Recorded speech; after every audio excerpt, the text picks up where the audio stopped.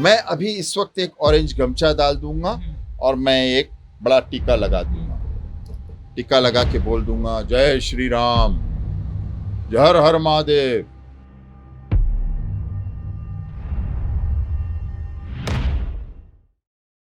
जो बेबाक बोलने में यकीन रखते हैं हमेशा बोलते हुए नजर आएंगे, चाहे मुद्दा किसी का भी हो, कोई भी हो। मामू, आपकी अभी थोड़ी देर पहले में हम लोग जैसा टीम के साथ बैठे थे, डिस्कस करे थे, आपकी वीडियो देखा। वो वीडियो में जिक्र था आबू आसिम आज़मी, रईस शेख जो समाजवादी पार्टी के हैं, नारायण राणे, नीतीश राणे जो बीजेपी के हैं फिलहाल में, आप शिवसैनिक हो, मुद्दा किसी और का, वीडियो आ रही है खालिद मामू की, और बहुत स्लैंग लैंग्वेज, आपने बहुत अजीब लैंग्वेज यूज़ की है इसमें वीडियो में, जो मुझे देख के अलग ही लग रहा था कुछ कि ऐसी मामू कैसी लैंग्वेज यूज़ कर रहे कोई लीडर्स के लिए। तो क्या था ये माजरा एग्जैक्टली? आपका नाम क्या है? जुनेद। क्या, किस धर्म से हो आप? मुस्लिम। गद्दार से बड़ी कोई गाली है आपके लिए? नहीं। एक मुसलमान के लिए गद्दार शब्द से बड़ी कोई गाली नहीं। एक तो ये गाली होती है और दूसरी गाली ये होती है कि पाकिस्तान चले जाओ। तो ये, इससे स्लैंग कोई लैंग्वेज है?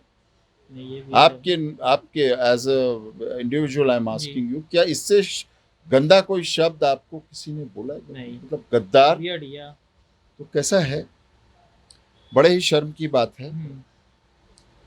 जो हमारा पार्लियामेंट है, जो हमारा विधान भवन, ये मतलब एक मंदिर है, एक मस्जिद है, जहाँ पर सर्वजात, सर्वजाति, सर्वधर्म, हर चीज़, यानी कि ऐसा है कि बड़े ही अफसोस की बात है कि एक एमएलए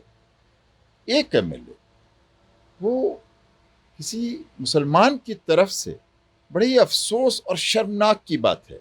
अगर ये वाकया अमेरिका या जर्मन या किसी यूरोप कंट्री में या ऐसे इंग्लैंड में अगर हुआ होता तो वो एमएलए तुरंत सस्पेंड हो गया, और उसके अलावा मानहानि का एक बहुत बड़ा लॉसूट उस पर होता कि ऑन व्हाट ग्राउंड्स, किस बेस पे आपने मुझे ट्रेटर कहा। ट्रेटर यानी कि हिंदी में कहते हैं गद्दार। रईस शेख अबू आसिम एक मुसलमान है, लेकिन वो हर कम्युनिटी के लिए काम करते हैं, चाहे वो हिंदू हो या मुसलमान। वो खुद एक ऐसी पार्टी से है जिसका अध्यक्ष अखिलेश यादव जी है, जो एक नॉन मुस्लिम है। तो एक मुसलमान को ऐसे कहना, ये क्या शोभा देता है? और बड़े अफसोस की, उससे बड़े अफसोस की बात यह है कि कोई कार्रवाई नहीं हुई उस बात पर। जब आप रईस शेख की तरफ से देखकर गद्दार कहते हो या अबू आसिम आज़मी साहब की तरफ देखकर गद्दार कहते हो, तो आप उसे नहीं गद्दार कह रहे हो, आप इस देश के हर मुसलमान को गद्दार कह रहे हो। और हमने क्या गद्दारी किए है? मैं तो जाके कहना चाहूंगा नीतीश राणे से कि दिल्ली के इंडिया गेट पे जाके देख लो, कितने हजार मुसलमानों का नाम इस देश की आज़ादी में लिखा है। तुम्हारे किसी बाप या दादा का नाम लिखा है क्या उस पे? या तुम्हारे खानदान में किसी का नाम लिखा है क्या वहां पर? और तुम हमें गद्दार कहते हो? How dare you, how dare you. अगर गद्दार की बात करें, गद्दारी की बात करें, तो मैं विथ ऑल ड्यू रिस्पेक्ट कहना चाहूँगा, आप गूगल में टाइप करिए नारायण राणे, तो पहला आएगा विकिपीडिया। विकिपीडिया में नारायण राणे साहब की पूरी हिस्ट्री है, और साहब के बारे में ये लिखा है कि साहब एक शिवसेना के शाखा प्रमुख थे 16-18 साल की उम्र में। फिर उन्हें कॉर्पोरेटर बनाया गया बाला साहेब ठाकरे की तरफ से। सर अभी आप लैंग्वेज चेंज करें, सॉरी, माफ करो। हाँ बोलिए। आपने ऐसा इनको, जो आपकी वीडियो में थे, आपने साहब ऐसा सब नहीं बोला था उनको। ठीक है, आपका बोलने नजरिया तरीका कुछ अलग था, मैं बता रहा हूँ ना आपको, मैं बता रहा हूँ। तो कैसा है, नारायण राणे साहब, ये विकिपीडिया की तरफ से बोल रहा हूँ। तो नारायण राणे साहब पहले कॉर्पोरेटर बने बाला साहेब के आशीर्वाद से, फिर वो बाला साहेब के आशीर्वाद से एमएलए बने, फिर मिनिस्टर बने, फिर बाला साहब के यही नारायण राणे साहब जो बोले जाते हैं, देखिए सच बोलने में किसी के बाप का डर नहीं। वो जो साहब शब्द है वो मैं पर्पसली यूज किया हूं, क्योंकि ये जो साहब है, जो इतने बड़े इज्जतदार इंसान हैं, जिस आदमी ने एक नारायण राणे जो एक लड़का था, तातू बोलते थे, उसको कॉर्पोरेटर बनाया, शाखा प्रमुख बनाया, फिर कॉर्पोरेटर बनाया, फिर एमएलए बनाया, फिर रेवेन्यू मिनिस्टर बनाया। बाला साहेब ठाकरे के साथ धोखा करके, गद्दारी करके वो चले गए कांग्रेस में। वहां पर भी 2-4 साल टिके, कुछ मिनिस्ट्री का इशू था, वहां से भी उनको सस्पेंड किया गया, नारायण राणे को सस्पेंड किया गया। फिर वहां से अब वो आए बीजेपी। तो एक बात बताए, ये जो हमारे नारायण राणे साहब है, नीतीश राणे के बाप, क्या इन्होंने बाला साहेब ठाकरे के साथ गद्दारी नहीं की? इसे तो गद्दारी कहूंगा, मैं तो गद्दारी कहता हूं कि एक आदमी जिसने पाल पोस कर उसको बड़ा किया और रेवेन्यू मिनिस्टर तक बनाया, और आज वो छुरा भोग के कहीं और चले गए। तो गद्दार हमको कहते हो?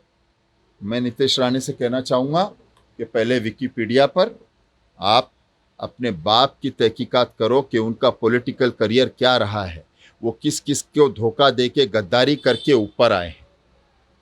तो गद्दार हम नहीं, हमें तो खबरदार गद्दार बोलना नहीं। हम तो इस मिट्टी में दफन होने वाले लोग हैं। हम इस मिट्टी पर 5 बार सर हमारा झुकाकर सजदा करते हैं नमाज के तौर पर उसके बाद आपने तुरंत नीतीश राणे के बारे में बहुत अलग शब्द यूज़ करे, बहुत, मैं वो शब्द हाँ, रिपीट भी, तो बराबर। उनको आपने क्यों इतना अबू आसिम केस में, अबू आसिम आजमी केस में। देखिए कैसा है, ये एक न्यूज़ चैनल है, जी, तो मुझे कुछ मर्यादा का रखना होगा। जब मैं गाड़ी में वीडियो बनाता हूँ वो एकदम अलग, तो मतलब वो आपका अलग है, जज्बात क्योंकि करने आपके व्यूअर्स का- में बच्चे लोग भी हैं। बिल्कुल। अगर मैं कुछ ऐसे शब्द मैं वापरूं, चाहूंगा भी नहीं आप ऐसे हाँ, बात तो इसीलिए तो जब मैं कहीं न्यूज़ मीडिया में कभी जी। बात करता हूँ तो मुझे वो मर्यादा दायरे में रहना बहुत ज़रूरी है। लेकिन मैं ये कहूँगा इन शॉर्ट कि गद्दारी की मिसाल नारायण राणे है। एक आखिरी चीज़, जैसा हमारे व्यूवर्स आपको बहुत देखते हैं, मुझे वाकई में फीडबैक भी आता है जी। कि खालिद मामू का इंटरव्यू देखे थे हमने, वो आपने नागौरी का एक इंटरव्यू किए थे, जी, जो जी, आज का माहौल आप देख रहे हो, जी, लोग कहाँ है, ह्यूमैनिटी के नाम पे क्या हो रहा है, जी, चाहे फिर कोई भी मज़हब का रहने दो, जी। तो एक खालिद मामू जो एक, आज आपकी उम्र कुछ 50-55 के करीब जी। है, ज़्यादा एक्सपीरियंस है, तो यूथ को क्या मैसेज देना चाहोगे?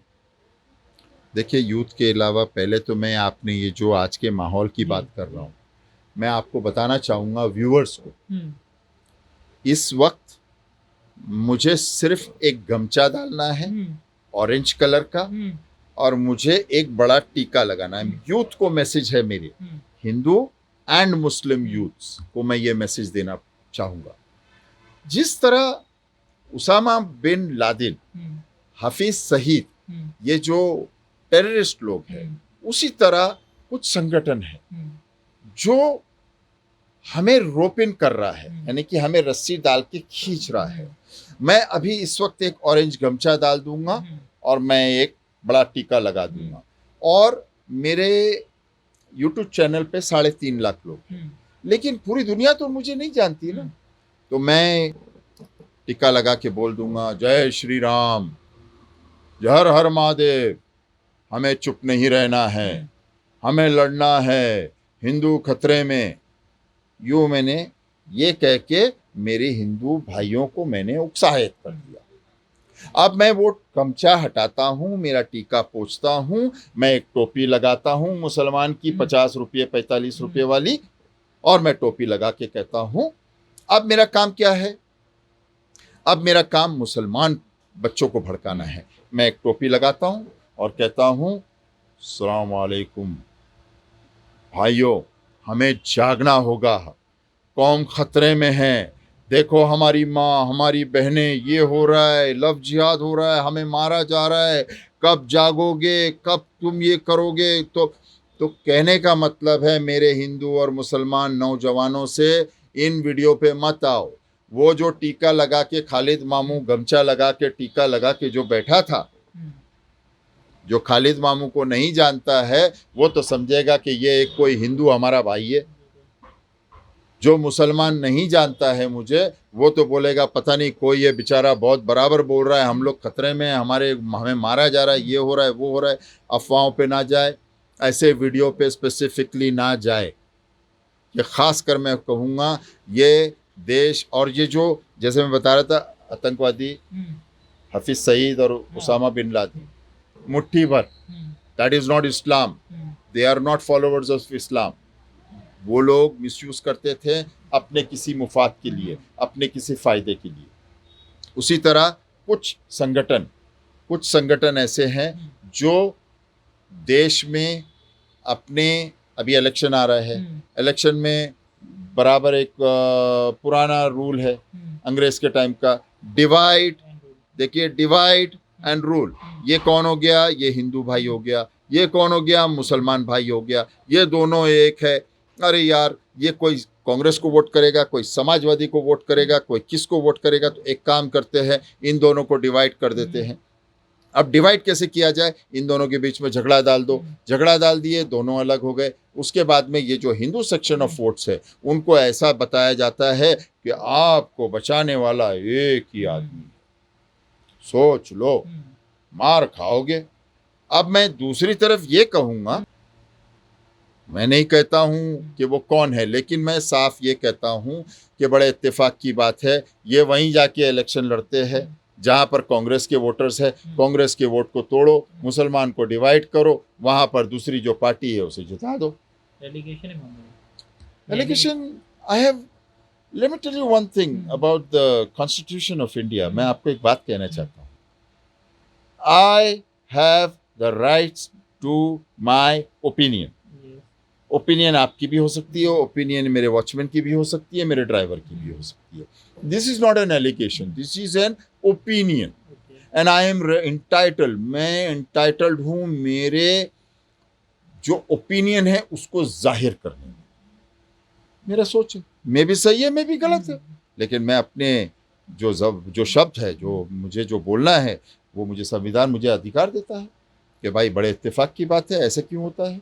और दूसरी एक बात मैं कहना चाहूँगा, अरे फलाना जी, मैं नाम नहीं लूँगा, फलाना जी अभी तो आपकी सरकार है 5 साल बाद, जब 5 साल बाद सरकार नहीं होगी तो कहाँ भागोगे? बच्चे लोग ताली बजाते, तो वो वीडियो दिखाया जाता है हिंदू पब्लिक को, देखो देखो देखो देखो मुसलमान क्या बोल रहा है। कहाँ जाओगे तुम?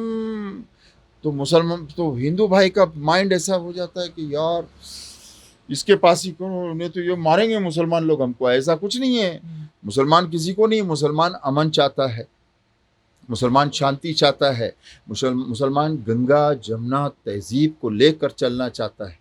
मुसलमान का ऐसा कुछ भी नहीं कि वो लड़ाई चाहता है, दंगे चाहता है। आज भी कितना होता है, लेकिन मुसलमान खामोशी करता है। बाबरी मस्जिद का रिजल्ट आया, मुसलमानों ने सर झुका के तस्लीम किया कि भाई नहीं, we respect the court, we are law abiding citizen. हमने कुछ बोला, हमने कुछ ऑब्जेक्शन दिया नहीं, जो कोर्ट की मर्जी हमने उसको एक्सेप्ट किया।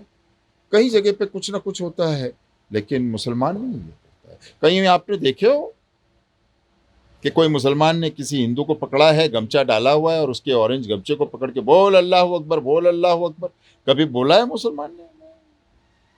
क्योंकि हमारा इस्लाम इस चीज़ की इजाज़त नहीं देता कि किसी को ज़बरदस्ती हम इस्लाम कबूल कराए।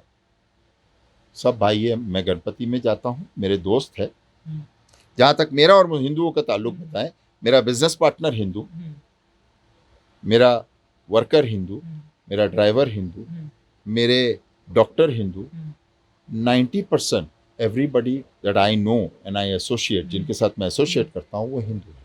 इसी तरह मेरे जैसे कई लोग हैं, आप अबू आसिम आज़मी को ले लो या रईस शेख ले लो, नसीम आरिफ खान लो, उनके बॉडीगार्ड, सब जो है, हमारे दिल में ऐसा कुछ भी नहीं। ये सिर्फ एक फितना फैलाया गया है, divide and rule, because election is coming near. बहुत बहुत शुक्रिया खालिद थैंक यू मामू। So much. ये खालिद मामू थे, इनकी अपनी ओपिनियन रखे इन्होंने जैसा कहा है, और यूथ को एक बहुत अच्छा मैसेज दिया है कि जो वायरल वीडियोस होते हैं, जो एक मानसिकली आपको तनाव बढ़ाने के लिए बताया जाता है, एक गाइड करने के लिए, क्या जोश पैदा हो आप में, एक मिसगाइड किया जाता है, ये वीडियो से दूर रहे, ऐसी ना चीज़ें देखें ना, इसको फॉरवर्ड किए। मैं जुनेश शेख F3 न्यूज़ की तरफ से, थैंक यू।